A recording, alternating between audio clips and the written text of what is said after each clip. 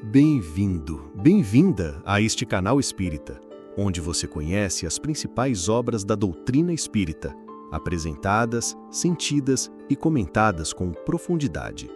Fique conosco até o final e desfrute de mais esta análise. Olá, bem-vindos à nossa análise de hoje.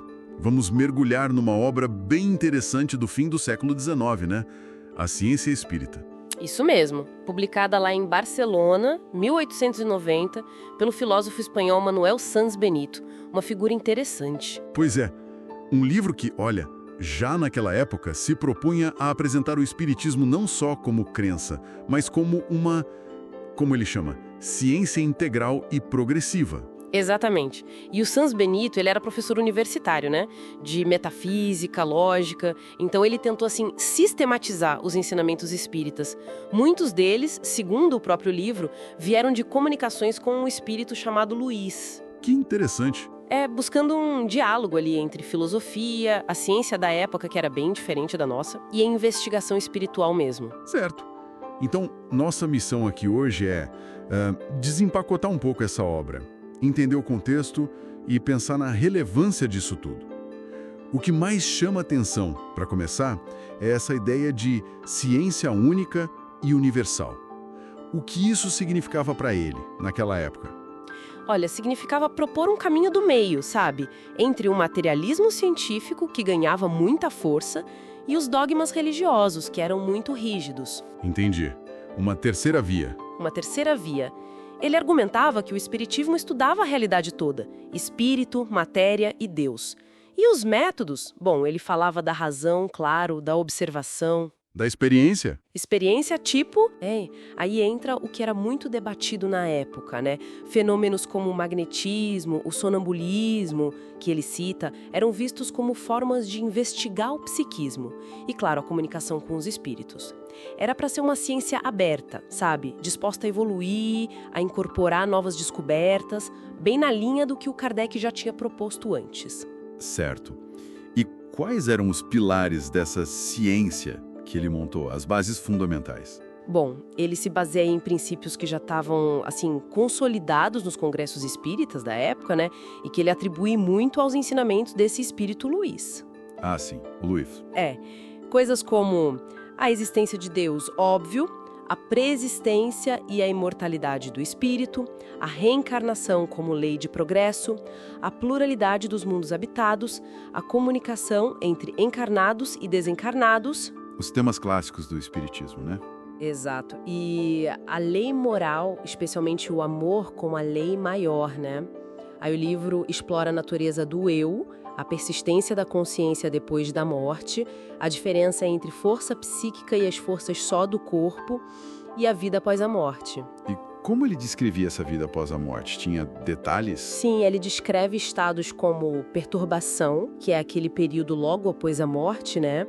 A erraticidade, que é o intervalo entre as vidas, e a liberdade espiritual, que seria um estágio mais avançado. Ele fala da continuidade da identidade. E tem um ponto que eu achei bem interessante. Ele usa a diversidade de aptidões que a gente vê nas pessoas como uma prova da pré-existência das vidas passadas. Isso. Ele rejeitava a ideia de que o espírito começava do zero com o corpo físico. Para ele, as diferenças de talento, de inclinação, tudo isso seria reflexo do que a gente já viveu, já aprendeu. Faz sentido se a gente pensar por essa lógica. E ele dizia que a própria encarnação não era aleatória. Seria determinada pela lei moral como uma consequência do que fizemos antes. Sempre com o objetivo de aprender, de reparar, de progredir. Mas aí vem aquela pergunta, né? Por que a gente não lembra dessas outras vidas? Ele aborda isso também. A explicação que ele dá é que o esquecimento é, na verdade, uma bênção, digamos assim, necessária para a gente poder usar o livre-arbítrio na vida atual sem o peso direto das memórias passadas, dos erros, dos acertos. Para poder agir com mais liberdade no presente. Exatamente. Sem ficar preso ao que já foi. E ele liga essa jornada de várias vidas com a ideia de vários mundos. A gente viveria em mundos compatíveis com o nosso nível de evolução. Essa ideia de progressão contínua é central, então. O que nos leva à morte. como ele encaixava a morte nessa ciência? Para ele, não existia morte como fim. Era desencarnação, a separação do espírito do corpo físico. O corpo era só um instrumento temporário, Uma ferramenta. uma ferramenta. O espírito continuaria sua vida eterna com o corpo fluídico, o perispírito, né? E em condições, segundo ele, até melhores para progredir, livre das limitações da matéria. Então a vida normal, vamos dizer, seria a do espírito livre, e a encarnação seria a exceção. É uma forma interessante de ver. A vida do espírito no espaço seria a regra, a mais duradoura. A encarnação seria uma etapa necessária, mas temporária. Uma escola intensiva, por assim dizer. Uma perspectiva bem diferente. E como ele rebatia as críticas? Imagino que não faltasse naquela época. Ah, com certeza não. Ele tentava usar a lógica, a razão. Comparava o ridículo que o espiritismo sofria com o que outros inovadores e cientistas passaram na história. Sabe, a resistência ao novo. Sim, um argumento clássico. E ele rebatia acusações comuns, tipo, isso é coisa do diabo. Ele apontava a incoerência. Porque o diabo estaria pregando amor, caridade, moral, não faria sentido. Verdade. O convite dele era sempre para o estudo sério, para análise, não para aceitar por aceitar. A obra, inclusive, parece ter sido escrita para ser mais acessível, uma síntese diferente de outros tratados espíritas da época que eram bem mais densos. Entendi. Uma tentativa de popularizar, talvez. De tornar mais claro, mais direto.